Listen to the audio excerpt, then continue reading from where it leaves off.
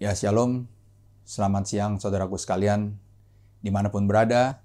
Selamat berjumpa kembali dalam ibadah Sabtu bersama GKI Jemaat El Shaddai. Mari saudaraku, sebelum kita terima kebenaran firman Tuhan, mari kita satukan hati kita berdoa. Bapa yang di surga, Bapa di dalam nama Tuhan Yesus Kristus, kami sungguh mengucap syukur kepadamu Tuhan. Kalau masih ada kesempatan, masih ada waktu yang Kau berikan bagi setiap kami, untuk kami dapat datang beribadah kepadamu, untuk kami bisa memuji menyembahmu Tuhan, bahkan kami bisa bersekutu dengan rohmu Tuhan. Biar benar-benar lewat firman yang disampaikan siang hari ini Tuhan Yesus, yang akan terus mengingatkan kami, mengubahkan kami Tuhan Yesus, bahkan untuk menuntun kami terus kepada jalan-jalanmu Tuhan, menuntun kami terus kepada berkat-berkat yang daripadamu Tuhan, dan patahkan segala penghalang penghambat setiap kami untuk bisa terima yang daripadamu.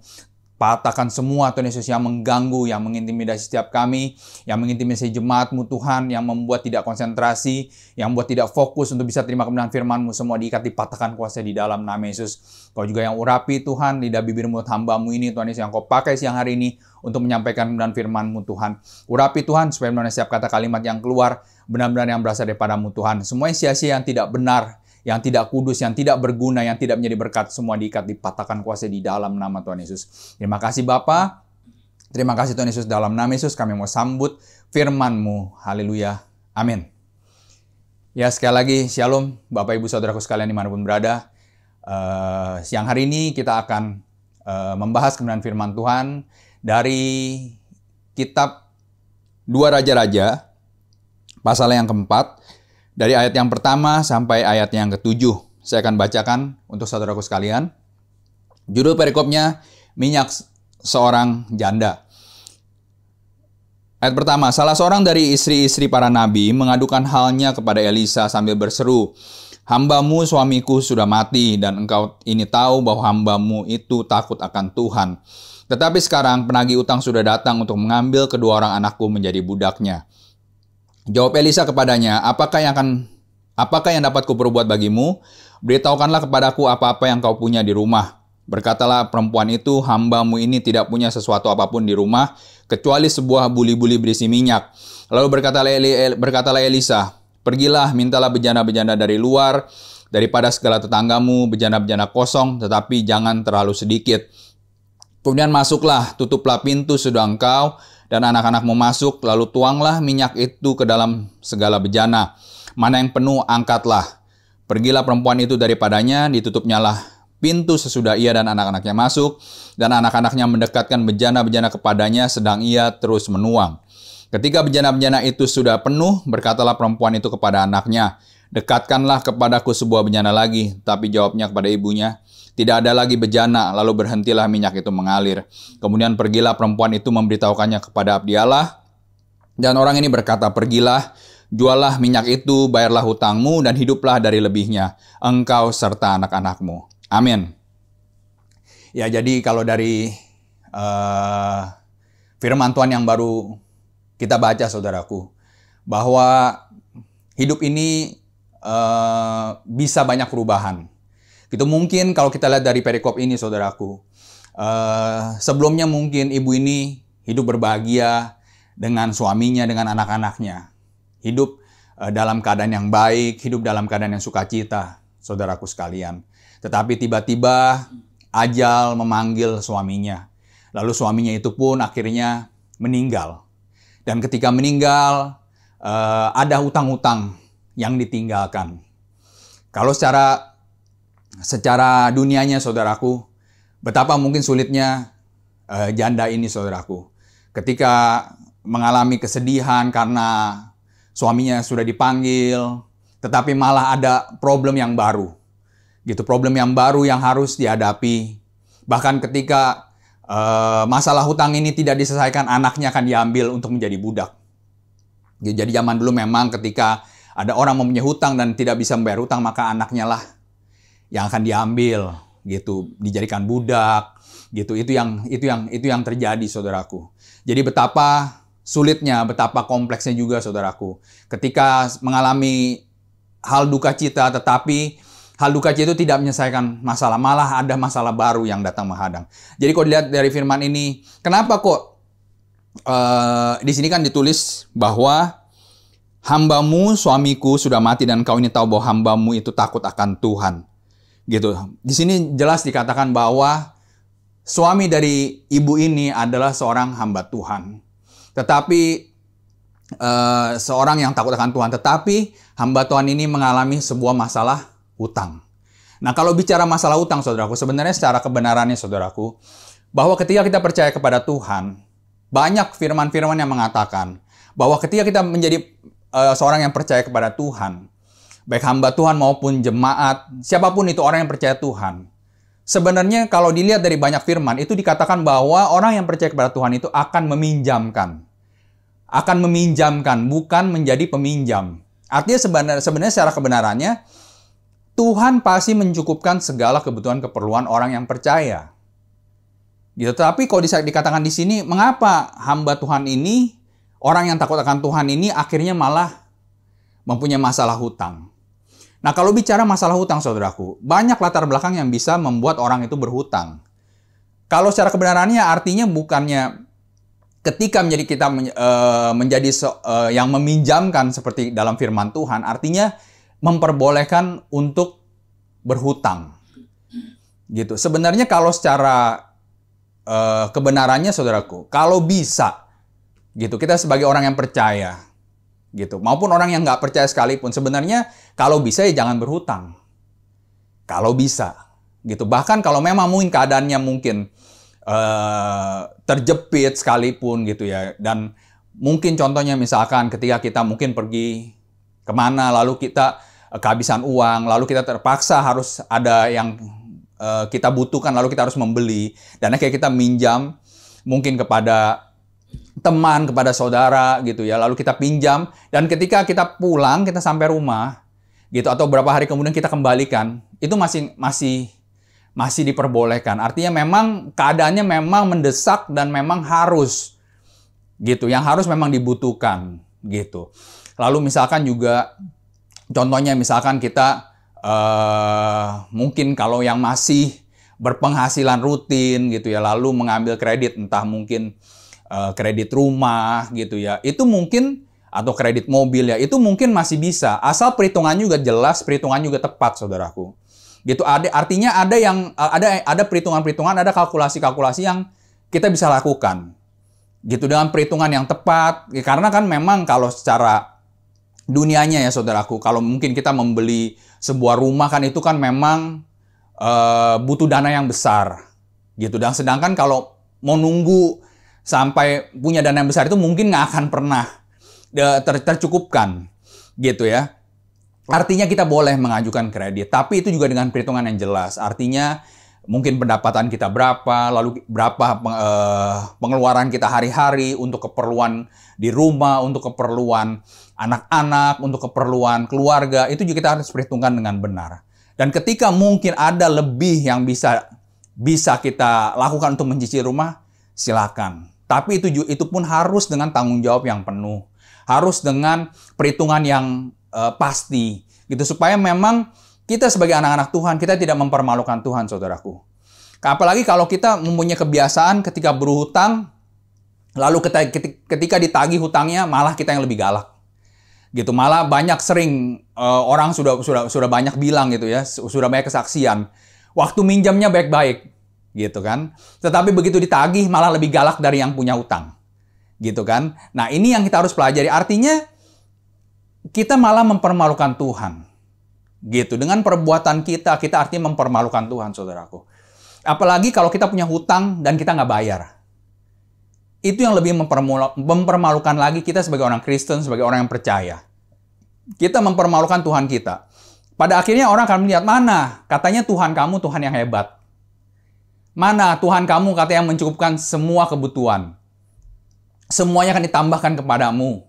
Gitu. Ketika orang percaya, semuanya akan ditambahkan, semuanya akan diterima. Mana? Gitu. Mana buktinya? Kan gitu. Orang jadi melihat seperti itu, saudaraku. Artinya kita secara tidak langsung kita mempermalukan Tuhan kita. Itu padahal dengan kita berhutang, mungkin banyak orang, saudaraku, itu sudah menjadi kebiasaan. Gitu, sudah menjadi kebiasaan untuk berhutang atau gampang berhutang. Gitu. Ya, saya kalau mau saksikan ya, saudaraku, dulu waktu saya sebelum mengenal Tuhan secara pribadi. Artinya saya belum masuk dalam pertobatan, saudaraku. Ada hutang-hutang dulu yang belum saya selesaikan, ada. Gitu. Tetapi ketika saya mulai mengerti bahwa ketika saya punya hutang, lalu saya tidak melunasi hutang tersebut, saya tidak mengembalikan hutang tersebut, itu saya mempermalukan nama Tuhan sebagai orang percaya. Lalu saya juga di situ menjadi seorang penipu. Saya menjadi seorang pembohong, yang artinya saya berdosa.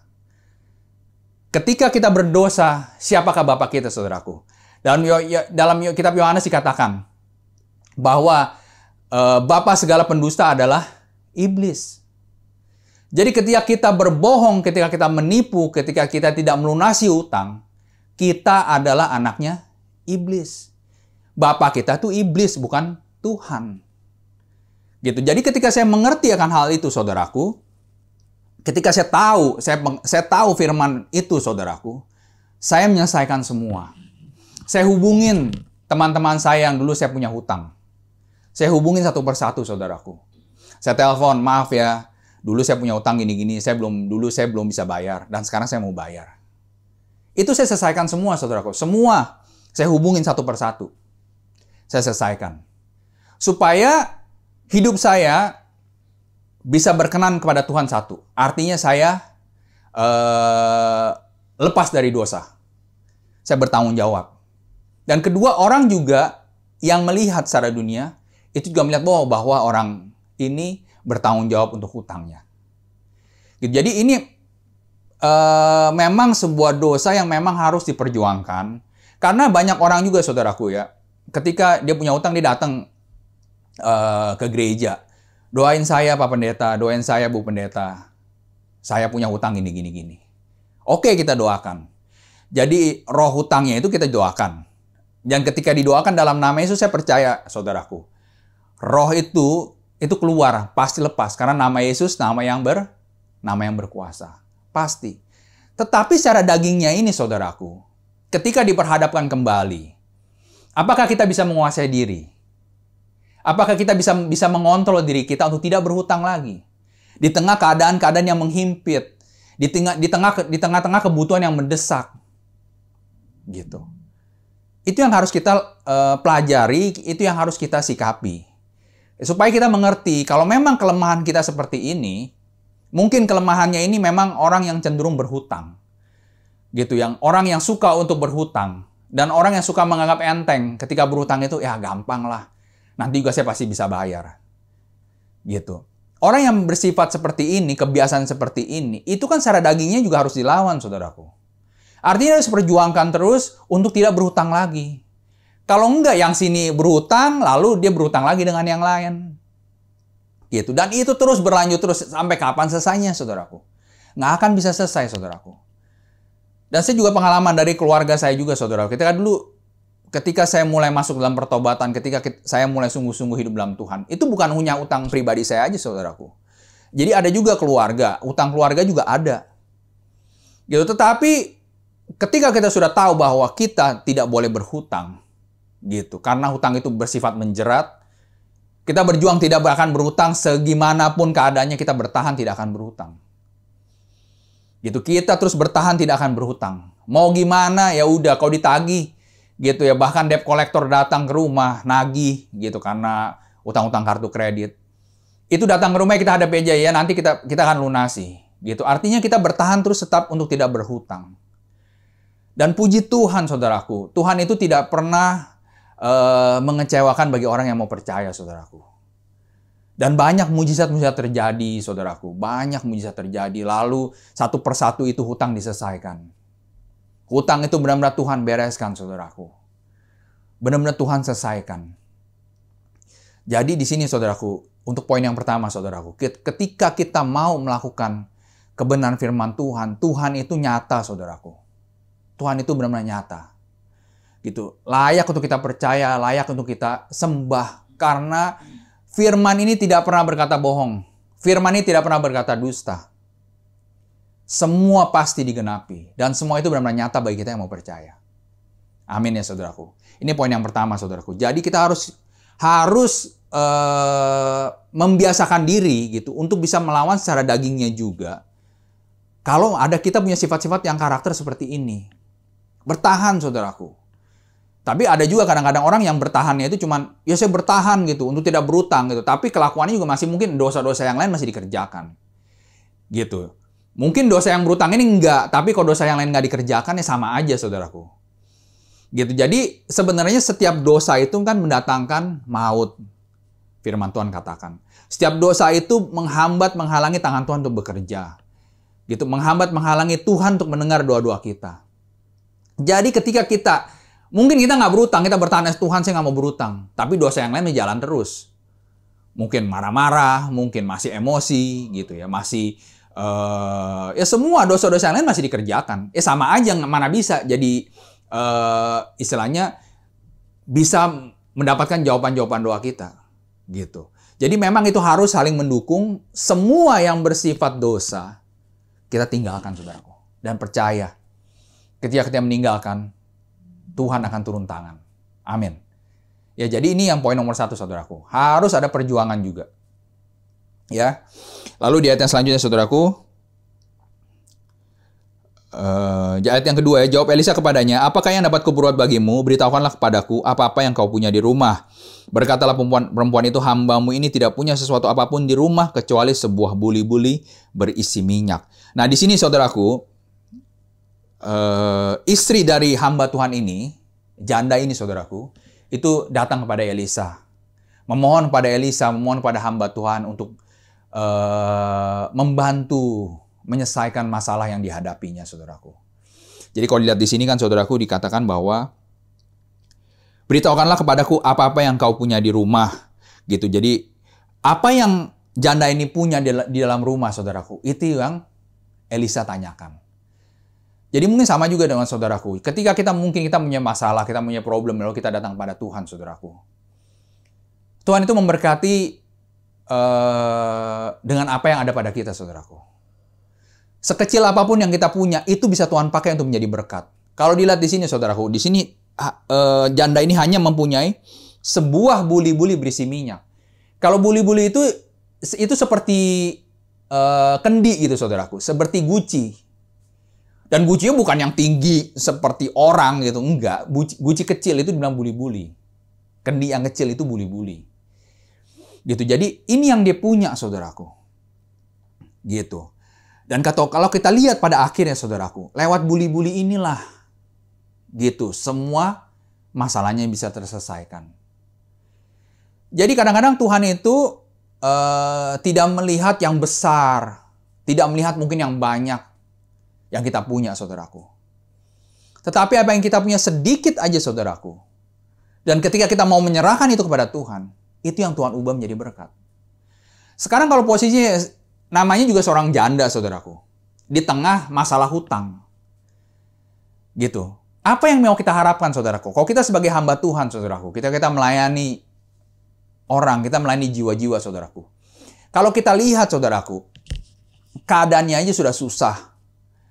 Ya banyak ya, saudaraku, kita melayani itu, saudaraku, kita lihat keadaan-keadaan orang-orang itu banyak yang susah sekali, saudaraku. Sekarang kalau kita lihat keadaan dia yang susah, gitu ya, kita lihatnya dia untuk makannya aja udah susah, gitu. Udah menderita. Lalu apa yang kita mau harapkan, saudaraku? Kita mau harapkan persembahan yang besar. Apa yang kita mau harapkan, saudaraku? Gitu. Jadi kita sebagai hamba Tuhan, kita melayani, kita melihat keadaan jiwa yang kita layani, kita melihat keadaan orang yang kita layani itu sudah sulit. Apa yang kita mau harapkan? Kita sebagai hamba Tuhan yang melayani pun tetap berharap kepada Tuhan. Gitu. Jadi saya percaya, saudaraku, dan sudah banyak saya alami, saudaraku. Ketika kita melayani, ketika kita berdoa untuk orang gitu ya, kita tuluskan hati kita, saudaraku. Tuluskan hati kita semurni-murninya. Sekalipun mungkin banyak juga kebutuhan kita, saudaraku. Ini bukan bicara hamba Tuhannya saja, saudaraku. Semua orang sebenarnya, sebagai orang yang percaya, saudaraku, itu sama sebenarnya. Nah, kadang-kadang juga orang yang mungkin ya keadaan ekonominya sulit, keadaannya susah gitu. Kan kita juga nggak bisa mengharapkan kepada manusia. Artinya, mana mungkin sih kita kalau melihat orang mungkin ya, kalau sebagai orang yang susah. Kita melihat kalau ada orang kaya, ya kita deket-deketin lah. Kali aja gitu dia buka dompet mungkin. Dia memberkati kita. Kan nggak selalu, saudaraku. Makanya bicara berkat, itu tetap Tuhan yang menggerakkan. Jadi mau hamba Tuhan, mau jemaat, sama aja saudaraku. Tetap berharapnya kepada Tuhan. Karena Tuhan itu yang mampu menggerakkan seseorang untuk memberkati. Itu tetap Tuhan, saudaraku. Kadang-kadang mungkin ya, kalau orang yang, ya mohon maaf gitu ya, kalau orang kadang-kadang itu yang keadaan ekonomi sulit, kadang-kadang suka deket-deket sama orang kaya gitu, berharap gitu untuk bisa dikasih uang atau diberkati. Itu salah juga sebenarnya, saudaraku. Salah gitu. Tetap kita berfokus kepada Tuhan. Sama juga kadang-kadang hamba Tuhan itu ketika melayani, itu kalau melayani orang yang kaya, kayak seneng gitu. Istilahnya seneng, berharap, wah ini pasti persembahannya besar. Nggak selalu juga, saudaraku. Pengalamannya udah banyak kalau yang begitu. Itu malah kadang-kadang orang yang miskin itu, saudaraku, bisa memberkati kita, hamba Tuhan yang melayani itu bisa lebih besar daripada yang orang kaya, saudaraku. Bener, jadi nggak jaminan gitu. Makanya kita fokuskan aja diri kita sama Tuhan. Percaya ketika kita melayani, ketika kita berdoa gitu ya. Mungkin yang orang ini yang kita doakan tidak memberkati kita. Tapi Tuhan itu bisa menggerakkan nanti berkatnya dari yang lain. Itu udah saya alami, sering saya alami, saudaraku. Banyak yang sudah saya alami kayak gitu. Jadi ketika saya melayani, ketika saya berdoa, saya hanya fokus, saya percaya Tuhan yang akan memberkati. Jadi saya nggak mau pandang manusia, saya nggak mau lihat harta manusia. Gitu. Saya berusaha setulus-tulusnya, semurni-murninya ketika melayani, saudaraku. Dan sampai detik ini, saudaraku, Tuhan kita yang kita percaya, Yesus itu nggak pernah mengecewakan kita, saudara. Nggak pernah mengecewakan saya. Sampai hari ini, saudaraku. Jadi jangan lihat karena keadaan kita mungkin mendesak, gitu ya. Karena keadaan kita terhimpit, lalu kita memikirkan yang dunia. Kita memikirkan uang. Jadi malah mikirnya, wah kalau pelayanan yang di sini nih PK-nya lebih kecil. Kalau gitu saya ambil yang ini aja deh yang PK-nya lebih besar. Nggak jaminan juga, saudaraku. Nggak jaminan.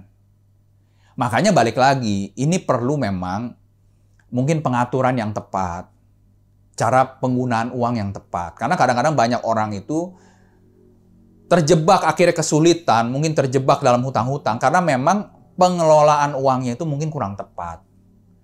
Cara menggunakannya mungkin kurang tepat. Gitu. Itu yang memang perlu kita pelajari sebenarnya. Siapapun itu sama sebenarnya. Mau hamba Tuhan, mau jemaat, ya semua sama, saudaraku. Sama semuanya. Mau hamba Tuhan sekalipun, kalau cara pengelolaan uangnya tidak tepat, tetap bisa kesulitan juga. Tetap susah juga, tetap menderita juga. Jemaat juga sama. Kalau cara menggunakan uangnya tidak tepat, tidak benar, menderita juga sama sebenarnya. Jadi ini yang kita perlu pelajari. Gitu, gimana cara menggunakan uang ini dengan tepat. Gitu. Dan iman percaya kita juga kita harus tetap tujukan hanya kepada Tuhan. Kita fokuskan hanya kepada Tuhan. Supaya benar-benar ketika yang ini kita tidak diberkati, Tuhan bisa berkati dari cara yang lain. Yang kadang-kadang kita nggak mengerti, saudaraku. Kadang-kadang kita nggak tahu, tiba-tiba ada orang, Pak, boleh minta nomor rekeningnya, Pak. Kadang-kadang yang udah lama mungkin nggak pernah ketemu sekalipun. Tuhan bisa gerakan. Tuhan bisa pakai gitu. Ya, jadi ini yang poin selanjutnya, saudaraku. Jadi fokuskan iman kita, fokuskan percaya kita pada Tuhan, saudaraku. Jangan memandang kepada dunia ini. Jangan menyangka bahwa dunia ini bisa menjanjikan kita sesuatu. Dunia ini fana, saudaraku. Menjanjikannya nggak kekal.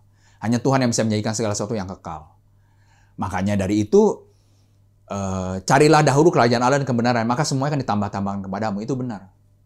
Tapi ada juga kan firman Tuhan yang lain mengatakan, cukupkanlah dirimu dengan segala sesuatu. Gitu. Jadi ada, saudaraku, yang harus kita perlu lakukan, harus yang kita perlu pelajari, itu yang membuat hidup kita itu bisa lebih baik. Gitu. Ini poin selanjutnya, saudaraku. Lalu selanjutnya saya lanjutkan.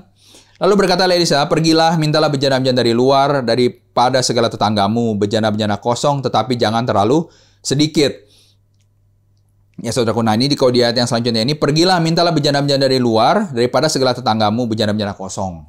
Nah kalau di sini, saudaraku, ketika janda ini disuruh oleh Elisa, coba mintalah Ke tetangga-tetangga minta bejana-bejana yang lain. Jangan sedikit-sedikit, agak banyak gitu. Bejana suruh minta karena kan janda ini hanya mempunyai satu buah buli-buli. Gitu. Jadi ketika hamba Tuhan mungkin menyarankan sesuatu, janda ini menurut, ibu ini menurut, dia mau mengerjakan. Makanya mujizat bisa terjadi. Jadi di sini ada ketaatan yang ibu ini lakukan, yang janda ini lakukan, saudaraku. Ketika disuruh, dia mau mengerjakan itu. Padahal kalau secara dunianya nih saudaraku, ya ketika disuruh seperti itu, posisi lagi keadaan sulit, mungkin posisi lagi susah, gitu ya. Kadang-kadang begitu disuruh gitu malah, gimana sih Pak Pendeta, suruh saya gini kan saya malu. Ini yang paling sering terjadi. Ketika disuruh melakukan itu, saya nggak bisa, saya malu, saya nggak mampu ngerjain ini. Padahal itu adalah jalan berkat. Yang secara manusia mungkin nggak mungkin, secara manusia mungkin mustahil, Bapak Ibu. Tetapi ketika kita mau mengerjakan, disitulah Tuhan bisa bekerja, saudaraku. Jadi jangan kita membatasi pikiran kita, jangan kita membatasi pandangan kita hanya sebatas yang kita bisa pikirkan, hanya sebatas yang kita mampu lihat. Karena Tuhan bisa beracara tuh jauh lebih besar, jauh lebih dahsyat daripada yang kita bisa pikirkan. Nah, kenapa ini yang perlu kita pelajari, saudaraku? Karena pikiran kita ini, saudaraku, pikiran kita ini adalah sebenarnya membatasi pekerjaan Tuhan. Gitu. Kalau pikiran kita ini kita sudah bisa tundukkan, saudaraku. Artinya ketika roh kita yang di dalam tubuh kita, saudaraku, itu lebih kuat, maka keputusan-keputusan apapun yang kita ambil, saudaraku, dari pikiran kita, itu lebih mengarah kepada hal-hal yang bersifat roh. Makanya kenapa ketika kalau Tuhan mengatakan, Tuhan berfirman, gitu ya, Tuhan menyatakan sesuatu, kenapa kita sebagai manusia itu kadang kita sulit untuk bisa mengerjakan? Karena pikiran kita ini, saudaraku, terlalu bermain. Pikiran kita ini yang terlalu membatasi. Gitu. Kalau setiap keputusan kita, saudaraku, yang kita ambil itu berasal dari hati kita, berasal dari roh kita, saudaraku, itu keadaan pasti baik semua. Karena firman Tuhan mengatakan bahwa daging itu roh itu penurut, daging itu lemah. Jadi roh itu penurut, daging itu lemah. Makanya kalau segala keputusan itu yang kita ambil berdasarkan roh kita, semua aman. Tetapi setiap keputusan yang kita ambil itu berasal dari mana, saudaraku? Berasal dari pikiran. Makanya kenapa ketika Tuhan menyatakan sesuatu, kita sebagai manusia itu sulit kadang mengerjakan. Karena kita pakai pikiran kita, saudaraku. Makanya itu yang membatasi pekerjaan Tuhan. Nggak bisa, nggak mampu. Karena ininya, pikirannya yang nggak mampu sebenarnya. Kan secara manusianya nggak mungkin lah, mana mungkin begitu. Sekarang contohnya kayak firman ini, saudaraku. Mana tahu sih akhirnya bejana-bejana yang dipinjam itu bisa penuh minyak semua? Emang janda ini tahu waktu disuruh? Waktu disuruh ini memang tahu. Kan belum tentu tahu dia. Tapi dia ikut aja. Karena itu memang kita perlu menguasai pikiran kita sepenuhnya. Gitu. Karena pikiran kita ini adalah medan perang yang terus iblis intimidasi kita, yang terus iblis pergunakan sepanjang umur kita. Semasa kita hidup, saudaraku, ini pikiran akan terus berjalan. Karena itu kenapa kita harus membangun rohani kita itu lebih baik, membangun rohani kita itu lebih dekat lagi kepada Tuhan. Supaya ketika kita memberi makan rohani kita lebih banyak, maka pikiran kita ini bisa dikendalikan, saudara. Artinya, setiap keputusan yang kita ambil lebih banyak yang bersifat rohani daripada yang bersifat jasmani. Karena itu perlu sekali kita membangun hubungan pribadi dengan Tuhan. Itu dia, saudaraku. Supaya rohani kita itu yang dikuatkan. Rohani kita itulah yang dikenyangkan terus. Nah, sekarang kalau kita kenyangkan pikiran kita terus, kita kenyangkan jasmani kita terus, Ya setiap keputusan yang kita ambil selalu yang bersifat jasmani. Karena kan roh berlawanan dengan daging. Makanya jangan heran saudaraku. Ketika kita mau melakukan segala sesuatu yang baik, kenapa yang keluarnya selalu yang nggak baik? Karena itu udah otomatis. Kalau rohani kita kuat saudaraku, maka keputusan yang kita ambil itu pasti yang bersifat rohani. Tetapi ketika daging kita yang lebih kuat, maka setiap keputusan yang kita ambil pasti yang bersifat daging. Itu udah otomatis saudaraku. Otomatis. Gitu. Makanya kalau kita bertobat saudaraku. Mungkin saya contoh ya. Kalau saya itu ketika saya mengenal Tuhan sungguh-sungguh itu saya di umur 2006 berarti umur 31 tahun. Saya benar-benar sebelumnya sudah ke gereja, sudah beribadah, tapi belum yang benar-benar bertobat mengenal Tuhan secara pribadi yang dengan benar itu belum. Memang sudah ibadah, sudah ke gereja, sudah. Tapi belum yang benar-benar mau bertobat, mau sungguh-sungguh mengikuti firman Tuhan, itu belum. Jadi selama 31 tahun, pikiran kita saudaraku, itu sudah dilatih, sudah terprogram dengan semua yang bersifat daging. Nah sekarang saudaraku bertobat umur berapa? Saudaraku kenal Tuhan umur berapa? Makanya sebenarnya ketika lebih mudah mengenal Tuhan, lebih mudah mengenal firman, itu jauh lebih baik daripada semakin lama. Semakin lama mengenal Tuhan, program dunianya, program dagingnya yang terprogram di pikiran kita, yang di otak kita itu jauh lebih banyak. Dan ketika program itu sudah terus ada dalam pikiran kita, sudah ada dalam otak kita, saudaraku, nggak segampang itu juga mengubahkannya.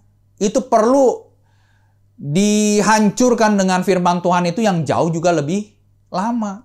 Karena sudah terprogram, sudah menyatu. Sudah menjadi sebuah kebiasaan. Sudah menjadi sifat, sudah menjadi karakter kita, saudaraku. Itu di pikiran kita semua. Makanya ketika orang lebih mudah mengenal Tuhan, lebih mudah mau bertobat, itu pikirannya belum terlalu terprogram lebih banyak. Makanya jangan heran saudaraku, kenapa kalau orang yang lebih tua, contohnya mungkin ya saudaraku, mungkin kakek nenek kita, saudaraku, orang tua kita, bertobatnya umur berapa? Mungkin ada yang bertobat kenal Tuhan umur 60. Ya selama 60 tahun itulah dia otaknya diprogram dengan daging. Makanya jangan heran saudara, kalau orang yang sudah berumur, itu lebih susah nggak saudaraku untuk bisa sungguh-sungguh menerima Tuhan, sungguh-sungguh untuk mau mengikuti ajaran-ajaran Tuhan. Itu nggak gampang saudaraku, makin susah. Nah contoh kayak saya 31 tahun aja perlu berapa lama perubahannya saudaraku. Itu aja perlu tindakan-tindakan yang boleh dibilang ekstrim. Tindakan-tindakan yang benar-benar gitu, benar-benar ekstrim untuk bisa meninggalkan segala pikiran-pikiran yang sudah ditawan oleh kedagingan, oleh duniawi. Itu susah, digempurnya juga lebih sulit. Gitu makanya ini yang kita perlu tahu saudaraku. Kalau bicara ketaatan, kenapa ketika Tuhan menyampaikan, kita kadang-kadang sebagai manusia kita masih melawan, kita masih memberontak. Karena pikiran kita yang ditawan. Pikiran kita yang selalu bilang, gak bisa, mana mungkin bisa begitu. Hati sih bilang, iya Tuhan saya mau. Tetapi begitu selesai, coba, pikiran kita main.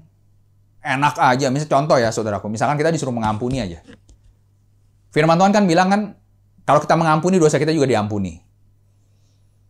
Ketika mungkin habis berdoa gitu, ya Tuhan saya mau mengampuni deh, gitu. Karena masalahnya kan, kalau kita nggak mengampuni, dosa kita juga nggak diampuni masalahnya kan. Makanya ya Tuhan luar biasa saudaraku. Jadi istilahnya, supaya orang bisa mengampuni, dosa dia juga istilahnya sebagai jaminan gitu. Kalau nggak mengampuni, dosa kamu juga nggak diampuni, kan gitu. Nah begitu misalkan kita habis berdoa, ya deh Tuhan saya mau mengampuni Tuhan. Begitu saya doa, mikir lagi. Enak banget ya gua ampunin dia. Yang salah kan dia, bukan saya. Dia yang pukulin saya. Dia yang kata-katain saya. Gitu. Dia yang berbuat dosa, masa saya mengampuni? Sering nggak kayak gitu, saudaraku? Sering nggak kayak gitu? Itu kenapa? Hatinya mau nggak sebenarnya? Kalau ditanya mau mengampuni nggak? Iya, saya mau. Tetapi begitu mau mengerjakan, nggak bisa. Enakan banget dia. Gitu. Gue harus mengampuni. Saya yang injek-injek. Gitu. Saya yang apa? Saya yang dihina. Gitu. Saya yang diapain banyak lah. Nggak mau. Kenapa? Ini pikirannya. Pikirannya yang main. Udah. Karena itu perlu sekali kita membangun hubungan pribadi dengan Tuhan. Membangun relasi dengan Tuhan secara pribadi. Membangun doa dengan Tuhan. Itu gunanya sebenarnya, saudaraku. Jadi kita memberi terus makan rohani kita, saudaraku. Kita beribadah, kita bersekutu. Gitu, lewat gereja, lewat komunitas-komunitas sel gitu ya. Itu yang membuat iman kita terus terbangun, iman kita terus terbentuk. Itulah yang mengikis kedagingan kita, saudaraku. Perlahan demi perlahan itu yang terus mengikis, rohani kita kuatkan, Jadi tindakan yang kita ambil itu yang bersifat rohani, yang sesuai dengan kehendak Tuhan. Karena kalau secara manusia, saudaraku, memang firman Tuhan kan mengajarkannya gitu. Tampar pipi kiri, kasih pipi kanan. Gitu. Kalau mengampuni 70 kali 7. Siapa yang berbuat salah harus diampuni. Bener kan? Nah kalau hukum Taurat, bener, mata ganti mata, tangan ganti tangan. Bener. Tapi kan ketika Yesus datang, Yesus ngajarkannya terbalik. Gitu. Makanya kita harus kalahkan kedagingan kita dengan hal-hal yang bersifat rohani. Harus itu, supaya memang rohani kita yang kuat. Gitu. Jangan kasih makan daging kita terus gitu. Makanya ketika kasih makan daging kita terus, selalu bilang, nggak bisa. Saya nggak bisa nih kalau diginiin. Gitu, saya nggak bisa. Gitu, kalau diginiin, diperlakukan kayak gini, saya nggak bisa. Gitu, saya akan tuntut, saya akan bales. Itu daging semua. Kalau hidup bersama Yesus, nah sekarang kalau dibalikin Tuhan, ya udah kalau gitu saya juga nggak mau ngampuni dosa kamu deh. Tuhan juga nggak bisa loh. Kalau kita nggak mengampuni, kan Tuhan juga nggak mengampuni. Artinya apa? Kita nggak bisa mengampuni, Tuhan juga nggak bisa. Kamu nggak mau mengasihi, saya juga nggak mau mengasihi. Ayo gimana? Kalau dibalikin gitu sama Tuhan. Yang rugi siapa, saudaraku? Kita sendiri yang rugi. Gitu. Tuhan nggak pernah rugi, saudaraku. Tuhan nggak pernah rugi. Yang rugi kita. Gitu. Mungkin nih, orang yang nyakitin kita aja udah nggak inget mungkin. Mungkin kadang-kadang yang nyakitin aja, yang ngomong mungkin, ini contohnya ya, yang paling sering mungkin orang ngomong ya. Kadang-kadang orang ngomong kan suka asal ngomong misalkan gitu ya. Nggak mikirin perasaan orang. Totonya nih kita udah tersinggung nih. Kita nyimpen, kita ngepahitan, marah aja nggak kesel. Lah dia aja yang mungkin yang ngomong udah nggak inget kapan ngomongnya, yang darah tinggi kita. Gitu, yang asam urat kita, yang gulanya naik kita. Orangnya aja belum tuh mikirin, saudaraku. Rugi nggak coba? Rugi. Gitu. Nah, makanya ini yang poin yang nomor 3, saudaraku. Ketaatan itu bicara ketundukan kita sama Tuhan, ketundukan kita sama firman Tuhan. Caranya gimana ya? Harus kasih makan rohani kita terus. Kasih makan. Jangan kasih makan dagingnya terus. Dagingnya terus kasih makan, ya makin kuat dagingnya. Makin nggak bisa kita melakukan firman Tuhan. Amin. Ya, saya lanjutkan, saudaraku, di ayat yang ke-4. Kemudian masuklah, tutuplah pintu sesudah engkau dan anak-anakmu masuk. Lalu tuanglah minyak itu ke dalam segala bejana, mana yang penuh angkatlah. Pergilah perempuan itu daripadanya, ditutupnyalah pintu sesudah ia dan anak-anaknya masuk, dan anak-anaknya mendekatkan bejana-bejana kepadanya, sedang ia terus menuang. Nah, kalau di sini dikatakan ya, saudaraku, bahwa janda bersama anak-anaknya melakukan sesuai dengan yang Elisa katakan. Gitu. Jadi, untuk bisa menerima berkat Tuhan, saudaraku, di sini harus ada kerjasama yang baik. Di sini anak-anaknya mendukung. Artinya anak-anak mendukung hamba Tuhan yang menyampaikan. Gitu. Nah, sedangkan kalau kita yang alami, saudaraku, banyak saudaraku, orang tuanya berjuang untuk bisa mengikuti firman-firman Tuhan, tapi anak-anaknya belum tentu. Berapa banyak di firman Tuhan dikatakan bahwa, contohnya anak-anaknya Imam Eli, imam orang tuanya melakukan semua tugas-tugas pelayanan, melakukan pekerjaan-pekerjaan Tuhan, anak-anaknya malah melakukan dosa. bahkan melakukan dosa yang menghina mezbah Tuhan. Itu yang dilakukan. Gitu banyak. Ya, Ayub, contohnya Ayub sebagai orang yang saleh, yang mengenal Tuhan. Anak-anaknya terus melakukan pesta pora. Jadi itu yang kita perlu kerjakan, saudaraku. Untuk kita bisa menerima jawaban doa. Untuk kita bisa menerima pertolongan Tuhan, saudaraku. Itu perlu kerjasama yang baik. Perlu saling mendukung. Perlu saling membantu, saudaraku. Ini bicara bukan hanya di dalam keluarga, saudaraku. Gitu. Tapi dalam gereja, dalam persekutuan, dalam perusahaan sama semua. Perlu untuk saling mendukung, saling membantu, saudaraku. Jadi apa kekurangan kita, apa yang menjadi kelemahan kita, itu yang menjadi, apa maksudnya, jadi sama-sama saling menutupi. Jadi mungkin saya kekurangan yang A, situ kelebihan yang A. Itu bisa saling menutupi. Saling mendukung, saling membantu. Saya mungkin kekurangannya B, di situ ada kelebihannya yang B, saling mendukung, saling membantu. Jadi yang di mana ada kekurangan, ada kelemahan, itu malahan yang bisa membuat sama-sama bertumbuh. Sama-sama berkembang. Bukan malah kita terus permasalahkan kekurangan si A, kekurangan si B. Terus begitu. Jangan biarkan iblis bekerja, saudaraku. Jangan biarkan iblis memanfaatkan kelemahan kekurangan dari setiap orang yang ada di sekitar kita, saudaraku. Jangan biarkan itu, saudaraku. Belajar untuk menerima kekurangan dari orang-orang di sekeliling kita. Contohnya kalau janda ini, saudaraku. Gitu, dia bekerja sama dengan anak-anaknya. Artinya anak-anaknya juga menerima pernyataan dari hamba Tuhan ini. Menerima pernyataan dari Elisa ini, saudaraku. Artinya dia mendukung ketika disuruh membantu. Kan di sini katakan kan, dekatkan. Dia anak-anaknya yang mendekatkan bejana-bejana itu. Gitu. Artinya kan bekerja sama. Dalam gereja juga sama, saudaraku. Saling mendukung, saling membantu, saling melengkapi dengan segala kekurangan kelemahan kita. Kalau mungkin si A kekurangannya ini, lalu si B punya kelebihan itu, kan saling menutupi. Supaya semuanya seimbang, firman Tuhan katakan. Itu perlu kerjasama yang baik, saudaraku. Perlu kerjasama. Karena kadang-kadang kita nggak bisa mengerjakan semuanya itu sendiri. Nggak bisa, saudaraku. Nggak bisa.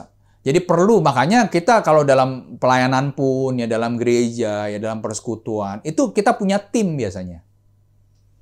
Nah kalau tim ini kan biasanya saling mengenali. Udah tahu, wah kekurangan dia di sini, berarti saya harus begini.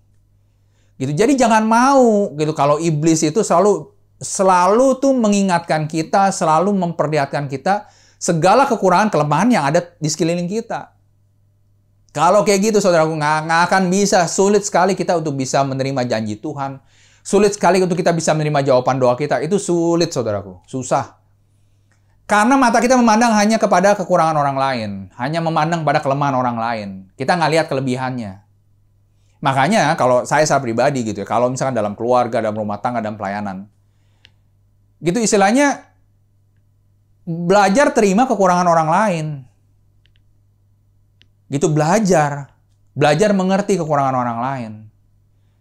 Kalau bicara kelebihannya, kalau saya udah nggak usah ngomong kok, kelebihannya mah udah nggak usah dibilang lah. Artinya kok kelebihannya itu sebagian besar pasti bagus. Kalau dibilang kelebihan, jarang yang jelek. Gitu. Kebanyakan bagus ya, kalau bagus nggak usah diomongin gitu.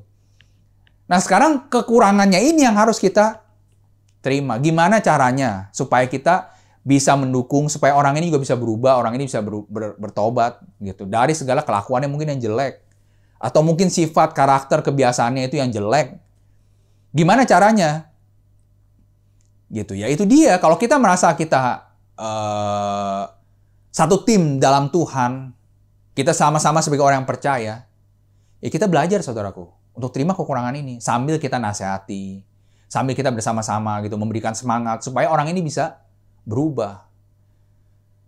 Gitu. Ini yang kita perlu tahu. Jadi perlu kerjasama yang baik, saudaraku. Bukan hanya dalam gereja, dalam keluarga, rumah tangga, semua sama. Gitu. Sekarang mau nggak jawaban doanya jawaban doanya diterima? Mau nggak pergumulannya dijawab Tuhan, diberikan jalan keluar? Gitu. Kalau mau, kita kerjasama, gitu, sama orang sekeliling kita terutama.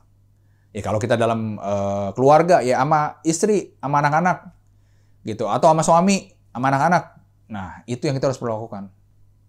Kerjasama, tim inti dulu. Boleh dibilang kan kalau keluarga kan tim inti ya saudaraku.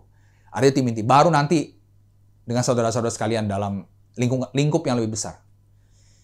Gitu ya saudaraku. Ini yang selanjutnya. Lalu, di ayat yang ke-6, ketika bejana-bejana itu sudah penuh, berkatalah perempuan itu kepada anaknya, dekatkanlah kepadaku sebuah bejana lagi. Lalu jawabnya kepada ibunya, tidak ada lagi bejana, lalu berhentilah minyak itu mengalir. Nah kalau di sini saudaraku, ini ketika Tuhan memberikan jawaban saudaraku. Ini sampai berlimpah-limpah saudaraku. Di sini sampai meluap-meluap boleh dibilang. Karena sampai bejana itu udah penuh semua. Itu kalau Tuhan kerjakan saudaraku. Jadi percaya saudaraku, kalau Tuhan yang menjawab, Tuhan yang mengerjakan, itu nggak tanggung-tanggung. Gitu. Itu sampai selesai semua. Sampai beres semua. Itu Tuhan yang mengerjakan saudaraku.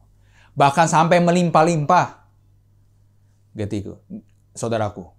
Kalau kita mau berjuang, Tuhan juga berjuang buat kita, saudaraku. Amin. Sekarang nih, saudaraku, kalau hidup kita, saudaraku, kita dikit-dikit mungkin kita menyerah. Udahlah, saya mundur. Dikit-dikit mundur. Dikit-dikit, udahlah, saya nggak bisa. Saya mundur. Udahlah, saya nggak mau jadi koordinator. Udahlah, saya nggak mau pelayanan lagi. Nggak bisa, saya nggak mampu. Dikit-dikit mundur.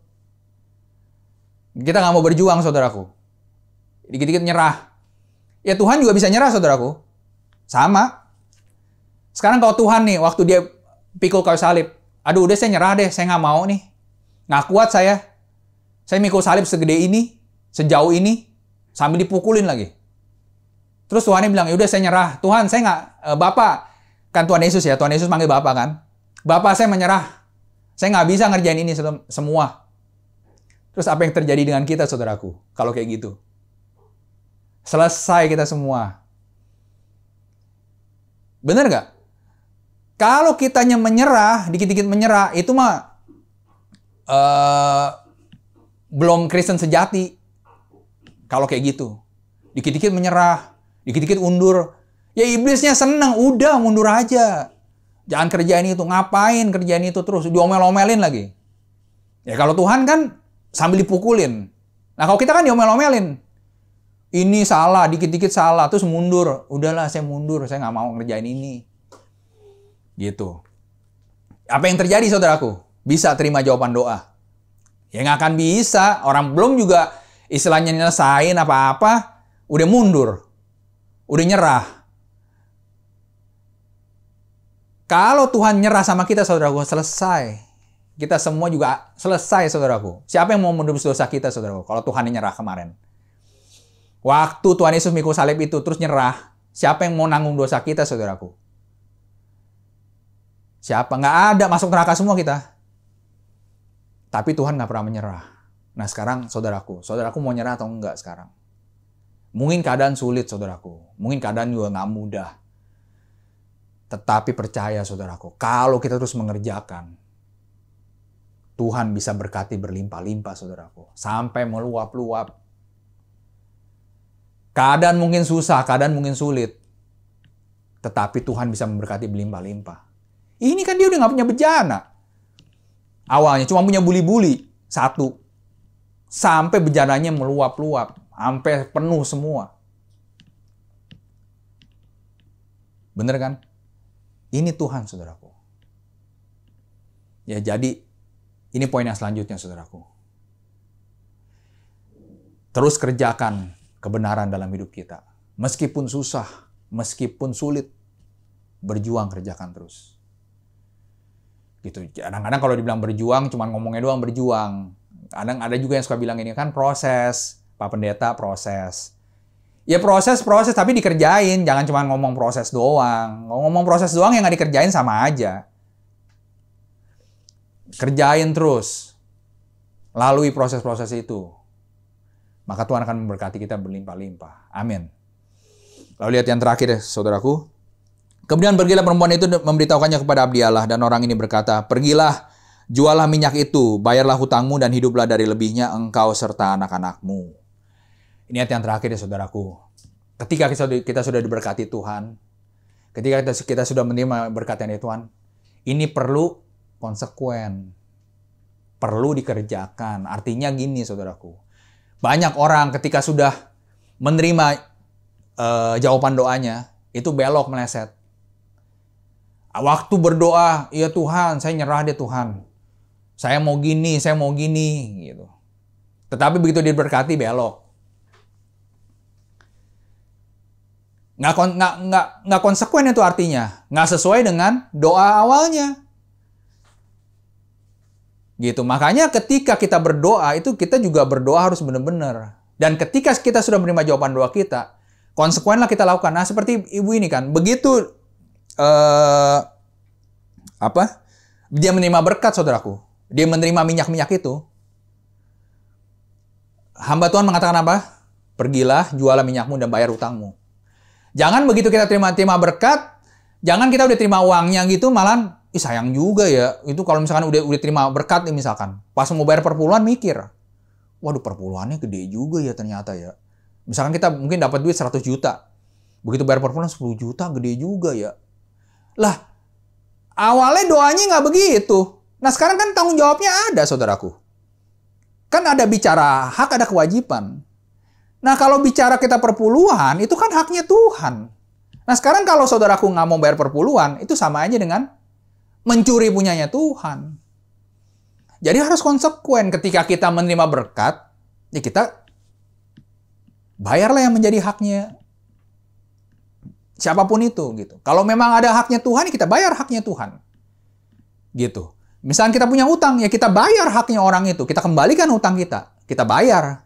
Karena itu haknya orang itu yang punya hutang.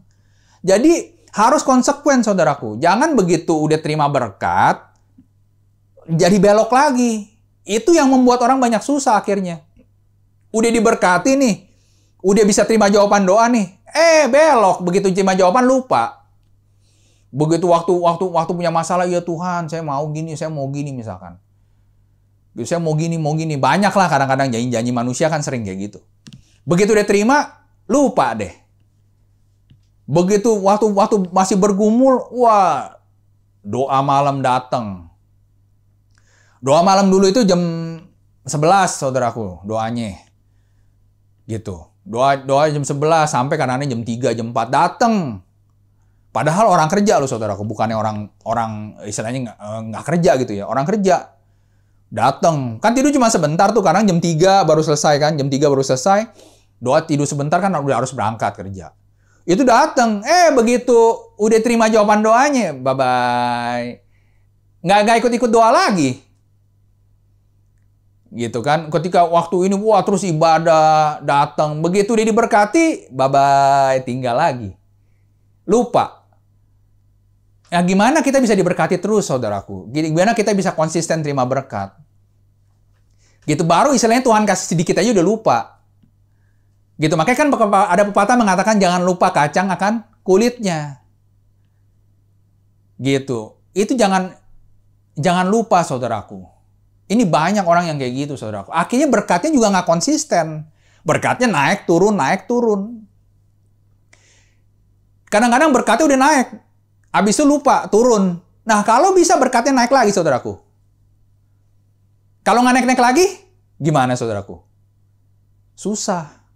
Gitu. Karena kehidupan kita, saudaraku, kehidupan rohani kita itu juga, itu memang kita perlu perjuangkan terus. Supaya benar-benar posisi kita itu tetap dalam posisi berkat-berkat Tuhan. Gitu. Itu harus kita pertahankan. Makanya jangan segampang itu, gitu. Kadang-kadang orang lagi semangat, gitu ya. Semangat begitu awal-awal mungkin berdoa, bergumul, semangat gitu. Begitu udah diberkati, mulai mundur. Kita udah mulai diberkati, mulai lupa ibadah. Aduh, nggak bisa ya. Saya mau ke sini, saya sibuk ini. Nah, waktu berdoa dulu minta kerjaan.